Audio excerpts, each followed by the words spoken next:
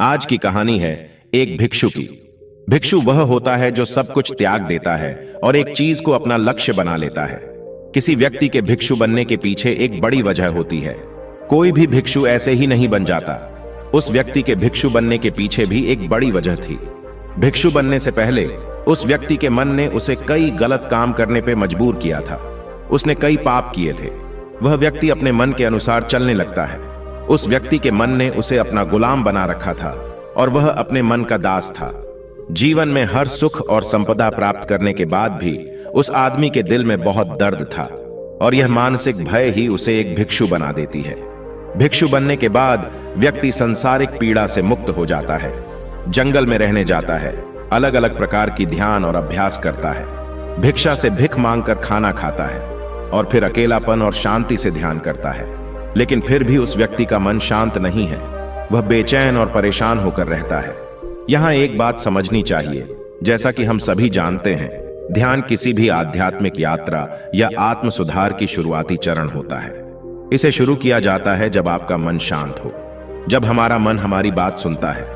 लेकिन उस भिक्षु का मन न तो शांत है और न ही उसकी बात सुन रहा है। उस भिक्षु के मन में एक बात बैठ गई थी कि मन को नियंत्रित करना असंभव है। लेकिन फिर एक दिन उस भिक्षु एक व्यक्ति से मिलता है जो न तो भिक्षु है और न ही एक बुद्धिमान व्यक्ति है। वह एक साधारण सा चरवाहा था जो भेड़ बकरियों को चराता था। उसका नाम गोपाल था, जो जंगल में भेड़ बकरियों को चराने में लगा था। गोपाल उससे पूछता है, क्या मैं आपकी मदद कर सकता हूं? आप बहुत चिंतित दिख रहे हैं। पिछले कई दिनों से देख रहा हूं कि आप बहुत बेचैन हैं। अगर आप चाहें तो मैं आपकी मदद कर सकता। भिक्षु ने गोपाल की बात सुनते ही हंसते हुए कहा, भला तुम मेरी मदद कैसे कर सकते हो? तुम संसारी हो और तुम मोह माया और संसार से जुड़े हुए हो। मैंने सब कुछ छोड़ दिया और जंगल में आया, फिर भी मेरा मन मेरे वश में नहीं है। गोपाल कहता है कि हां, मैं तुम्हें सिखा सकता हूं। मुझे अपने मन को वश में करना आता है। वह चरवाहा कहता है, मन को वश में करने के लिए सभी वस्तुओं का त्याग करने की आवश्यकता नहीं है, ना ही जंगल में आकर रहने की जरूरत है। मन को वश में करने के लिए बस एक चीज को छोड़ना सबसे जरूरी है। वह भिक्षु उस चरवाहे से पूछता है, वह एक चीज का या है? चरवाहा कहता है, वह एक चीज है गलत जानकारी। आज तक हमारे भीतर जो भी जानकारी गई है उसी ने हमारे मस्तिष्क और मन का निर्माण किया है। सन्यासी उस चरवाहे से पूछता है, परंतु वह कैसे? वह चरवाहा समझाते हुए कहता है, मान लो तुमने आज तक अपने जीवन में सेब का फल ही नहीं खाया है। तुम्हें सेब के स्वाद के बारे में कुछ भी नहीं पता, तो क्या तुम्हारा मन कभी सेब खाने को कर सकता है? नहीं ना। इसीलिए हमारे मन का निर्माण जानकारी से होता है। वह सन्यासी चरवाहे की बात से प्रभावित हो जाता है और कहता है, क्या तुम मुझे थोड़ा और विस्तार में बता सकते हो इसके बारे में?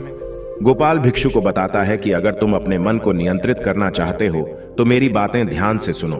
तुम अपने मन को नियंत्रित कर सकते हो जब तुम अपने मन की जड़ों को देख पाओगे।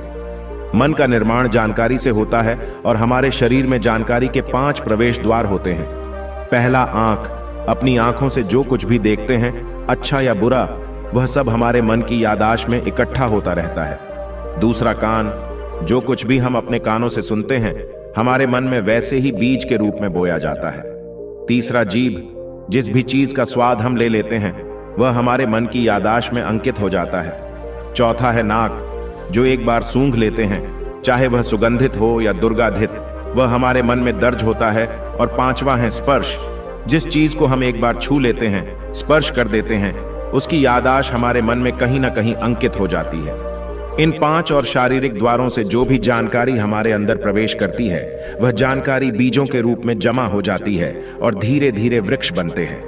हमारा मन मिट्टी की तरह है जिसमें बीज बोए जाते हैं और हमारी बुद्धि बीज बोने वाले किसान की तरह है। अगर हमारी बुद्धि गलत जानकारी के बीजों को सही जानकारी के बीज समझकर बो देगी और भविष्य में जब वह बीज वृक्ष बनेगा तो भविष्य में वह पेड़ खराब फल देगा। हमारा मन एक उन्नति के काबिल किसी खेती की तरह है जिसमें हम जो भी बीज बोते हैं वह हमारे अंदर उग जाते हैं। जैसे कि एक किसान ध्यान से सही बीज चुनकर उगाता है ताकि उसकी फसल भरपूर और फलदार हो, हमें भी अपने मन को सच्चे और सकारात्मक विचारों से सजाने की जरूरत होती है। जैसे कि एक माली अपने उद्यान की देखभाल करता है, हमें भी अपने मन की देखभाल करनी चाहिए। सच्चे विचारों, अनुभवों और जानकारियों से इसे पोषित रखें। इस तरीके से हम अपने अंदर एक समृद्ध भावनाओं, समझदारी और विकास के वृक्षों को खूबसूरती से फूलने देते हैं। तुम्हारा मन तुम्हारे बस में इसीलिए नहीं है क्योंकि तुमने पहले से ही अपने मन में बहुत सारे गलत बीज बो रखी है और अब वह बीज बड़े वृक्ष बन चुके हैं। वह सन्यासी उस चरवाहे से पूछता है, अब मैं क्या करूं? क्योंकि अब तक मैंने बहुत सारे गलत बीज बो डाले हैं और मैं उन्हें उखाड़ नहीं सकता। गोपाल भिक्षु से कहता है, तुम अब तक अज्ञानता और अनजाने में गलत बीज बो रहे थे, लेकिन अब से सच्चे मन से सही बीज बोना शुरू करो। अगर अंदर हजारों गलत बीज हैं तो क्या हुआ, अब तैयार हो जाओ लाखों सही बीज उगाने के लिए। तुम्हें बस ध्यान देना होगा, यह देखना कि इन 5 द्वारों के माध्यम से तुम्हारे अंदर कौन सी जानकारी जा रही है और जो जानकारी आ रही है वह सही है या नहीं। भिक्षु पूछता है, यह कब तक करना होगा? गोपाल कहता है, पूरी जिंदगी। जैसे तुम हर दिन अपने पेट को अच्छा खाना देते हो, ठीक उसी तरह हर दिन अपने मन को भी अच्छी जानकारी और सही विचार दो।